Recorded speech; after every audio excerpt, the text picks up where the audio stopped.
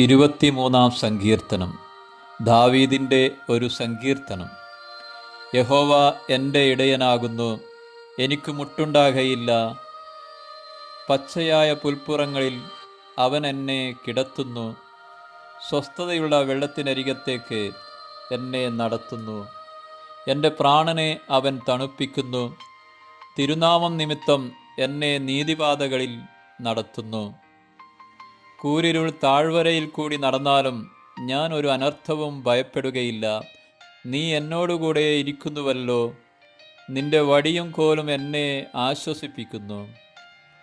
എൻ്റെ ശത്രുക്കൾ കാണുകെ നീ എനിക്ക് വിരുന്നൊരുക്കുന്നു. എൻ്റെ തലയെ എണ്ണ കൊണ്ട് അഭിഷേകം ചെയ്യുന്നു. എൻ്റെ പാനപാത്രവും നിറഞ്ഞു കവിയുന്നു. നന്മയും കരുണയും എൻ്റെ ആയുഷ്കാലമൊക്കെയും എന്നെ പിന്തുടരും.